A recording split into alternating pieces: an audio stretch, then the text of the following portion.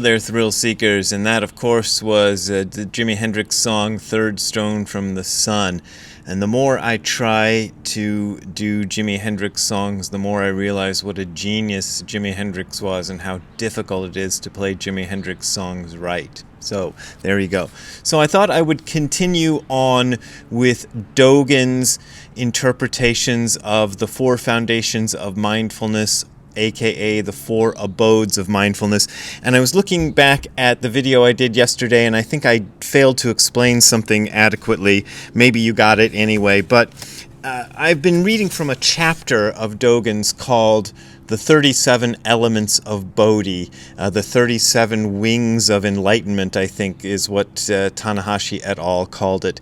And within that chapter, it's a very long chapter, within that chapter he talks about the four abodes of mindfulness. So there's no chapter of Dogen called the four abodes of mindfulness. It's the chapter is called the 37 Elements of Bodhi, variously called other things. It always contains the 37 something or others. So I hope that was clear yesterday, and if it wasn't, I hope I made it clear today. So we already talked about the first two, but just to recap, he says, the first is the reflection that the body is not pure, the second is the reflection that feeling is suffering, the third is the reflection that mind is without constancy, the fourth is the reflection that dharmas are without self. Okay. So I did the first two, the reflection that the body is not pure and feeling is suffering, so I'm going to do the second and third today. So let's just jump right into it. We're coming to the third one, which is the reflection that the mind is without constancy. Now, this is the Nishijima Cross translation, and what they translate as without constancy is a Japanese word mujo. And I'll put it on the screen, mujo, in case you can read Chinese characters. Usually mujo is translated as impermanent or impermanence. So I'm going to go back and forth between the two. I don't know why Nishijima and Cross chose to use the words, the phrase, that without constancy rather than impermanent. It seems like kind of a clunky phrase, and I kind of don't like it. Apologies to my late teacher and to Mike Cross if he's out there listening. It seems like the kind of thing you do just to be different, and maybe they did it because they felt the word impermanent was overused in Buddhist circles and maybe had gotten stale. I don't know. But the word impermanent seems to be less troublesome. It just reads better if you just say impermanent. So let's just read it like that. I may slip up and read it the other way. But here goes. The reflection that mind is impermanent. The eternal Buddha Soke says, impermanence is the Buddha nature, and this gives us a footnote, Nishijima and Cross gives us a footnote to a chapter by Dogen called Busho. So let's see what it says in Busho, which is Buddha nature. And in Busho, Buddha nature, which appears in Book 2 of their version of Shobo Genzo, it says, the sixth patriarch preaches to disciple Gyosho, that without constancy is the Buddha nature, or we would probably say in a standard translation, impermanence is the Buddha nature. That which has constancy, or permanence, as we would probably translate it, is the mind that divides all dharmas into good and bad. And by way of explanation, he says, and I'll just read it the way they say it. The constant is the unchanging. The meaning of the unchanging is as follows. Even though we turn it into the separating subject and transform it into the separated object, because it is not necessarily connected with the traces of leaving and coming, it is the constant. In sum, that without constancy, impermanence, of grass and trees and forests is just the Buddha nature, and that without constancy of the body and mind of a human being is the Buddha nature itself. So impermanence is Buddha nature. National lands and mountains and rivers are that without constancy, aka impermanence, because they are the Buddha nature. The truth of Anuttara Samyak Sambodhi, which is complete perfect enlightenment, because it is the Buddha nature, is that without constancy, aka impermanence. So impermanence is a big deal. Everything is impermanent. So impermanence is really the thing he is trying to pound into our heads to understand impermanence. So let's get back to what he says in the chapter we're focusing on. So, impermanence, though variously understood by various beings, is always the Buddha nature. Great Master Yoka Shinkaku says, actions are non-constancy, aka impermanence. All is empty. Just this is the Tathagata's, aka Buddha's, great and round realization. That's perfect realization, perfect enlightenment. The present reflection that the mind is non-constancy, aka impermanence, is itself the Tathagata's great and round realization, and it is the great and roundly realized Tathagata. So, this is something Dogen does a lot. So, the realization of the Buddha is the Buddha. You know, he kind of equates the realization of the Buddha with the Buddha himself. So, the realization is actually more fundamental than the person. So this is kind of important to keep in mind. Mind, even if it intends not to reflect, follows the external world completely. I love that kind of stuff. So the mind follows the external world completely. So what the mind is and what the external world is are the same thing. We sort of think that there's an external world out there first, and along comes our mind, and we see the external world. But what Dogen says is mind and external world are the same thing. Interesting. Therefore, where there is mind, there is also reflection. In general, arrival at the supreme truth of Bodhi, aka enlightenment, realization of the supreme right and balanced truth, is just impermanence and is reflection of the mind. The mind is not necessarily constant because it goes far beyond the 4 lines, and 4 lines is written expression. The 4 lines, poetry in Chinese and later on in Japanese, because the Japanese imitated the Chinese, was usually expressed in 4 lines, so that means written expression. And transcends the 100 negations, and 100 negations just means the way Buddhist scriptures were written in hundreds of negations. So it transcends even the scriptures themselves. So the real experience is more important than the scriptures. Now that makes Buddhism kind of different from a lot of other religions in which the scriptures are taken to be more important than the actual experience of the person often. Fences, walls, tiles, and pebbles, and stones large and small are the mind itself. Again, the things we're seeing around us, the computer you're watching this on, these are mind itself. This is what Dogen is saying. Interesting stuff. And they are non-constancy itself, are impermanence itself. What you're looking at right now, this laptop or phone or whatever you're looking at, the tablet, whatever you're looking at, that's impermanence. You yourself are impermanence. And are reflection itself. So the reflection, you're looking at reflection. Interesting stuff. Okay. Now we get to the last one. The last of the 4 abodes of mindfulness. The reflection that dharmas are without self. The long has a long dharma body, and the short has a short dharma body. So Danny DeVito has a short dharma body, and I can't think of anybody tall off the top of my head. Who's that Chinese basketball player who's really tall? He has a long dharma body. Okay. Missed the joke because I couldn't think of his name on time. Anyway, because they are a realized state of vigorous activity, they are without self. So everything is without self because it is activity. Activity is more important than self. This is something Nishijima Roshi used to say, that action is more fundamental than anything else. Action is what we really are. We think we are a self who does action, but what we really are is action itself. And the sense of being a self is something added to an extra. And here we go, a little bit about Ziggy. A dog is the Buddha nature as being without, and a dog is the Buddha nature as existence. And this is a reference to an old koan. The footnotes say this refers to Master Joshu Jushin's two responses to the question, does a dog have the Buddha nature? In the first instance he said mu, it is without, and in the second instance he said u, it exists. And this is also covered in that chapter Busho, but I'm not going to go into it because the explanation is really long. But that's what that is.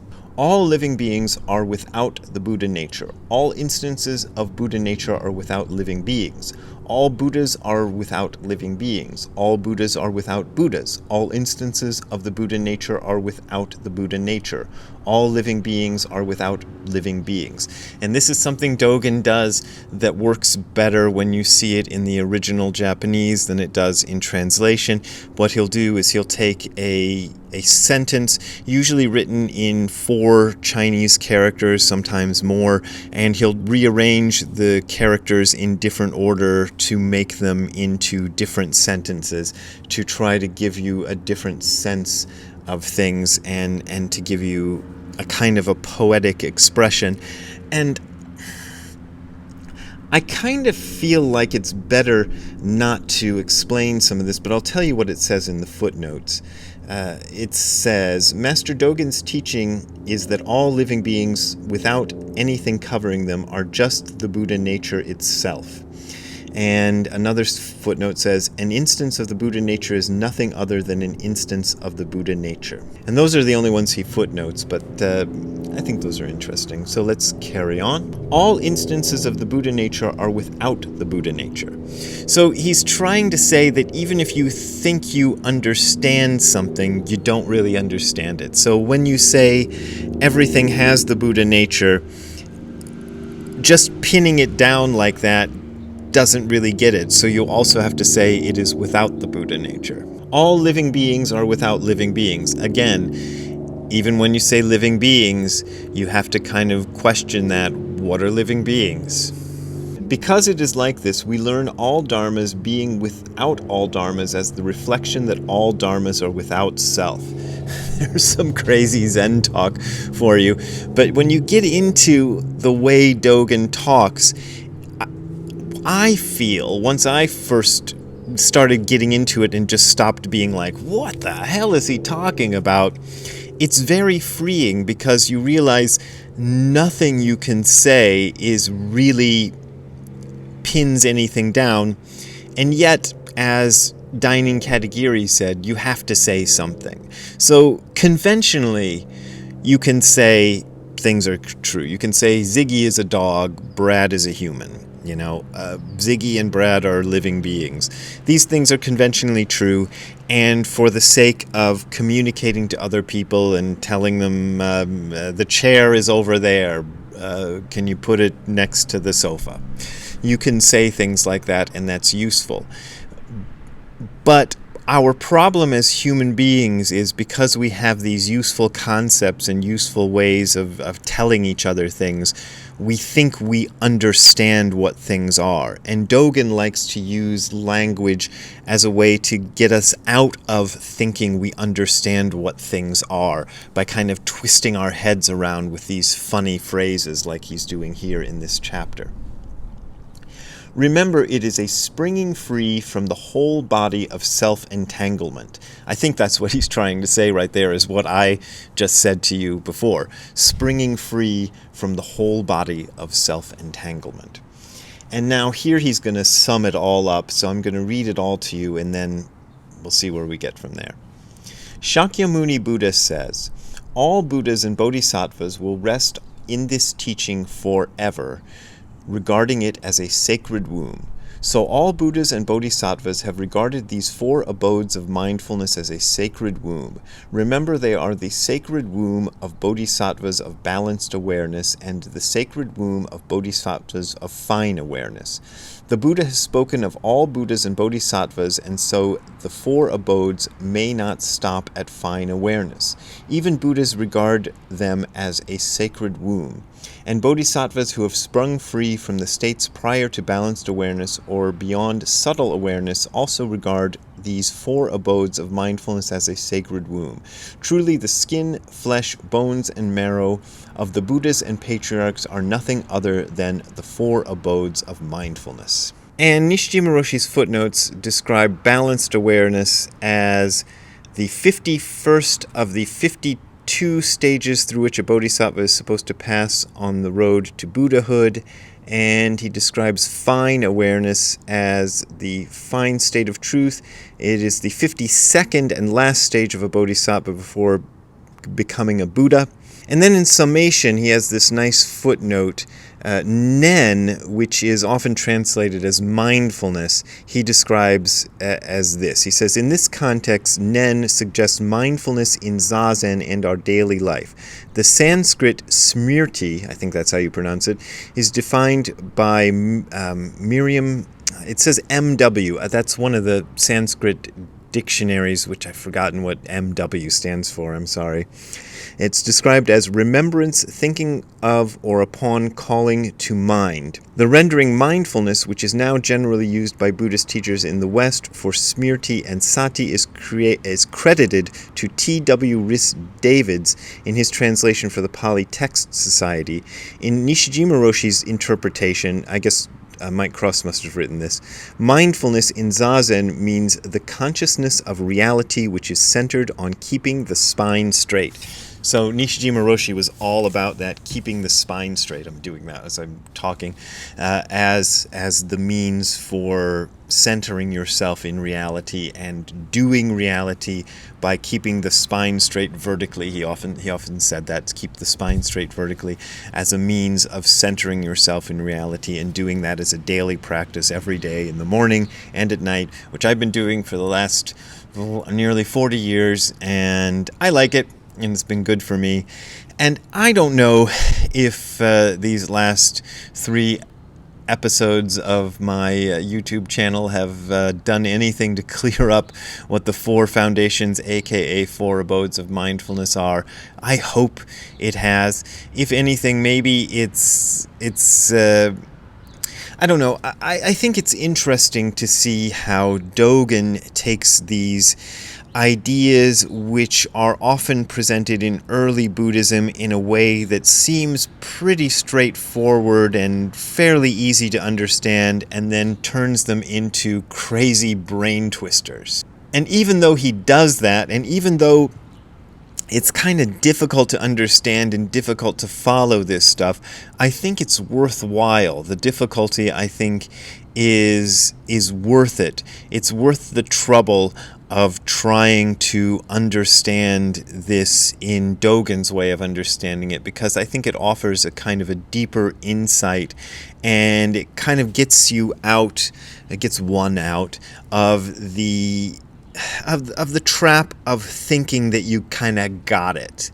And I think that's what Dogen does in a lot of his writings, is to just try to get us out of the trap of thinking, yeah, I got this, and fixing a meaning in our minds, and like, yeah, I got this, I'm ready to move on to something else, and giving us this kind of sense of openness, which at first can seem kind of frustrating. It is frustrating, but it's ultimately kind of freeing, I think. So there you go.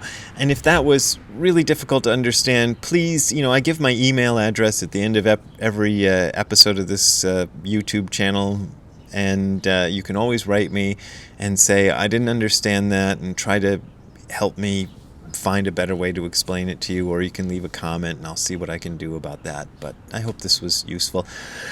Christmas is coming up, and then I got some family coming over. I don't know how many videos I'm going to be able to get up between now and New Year's. We'll see what I can do.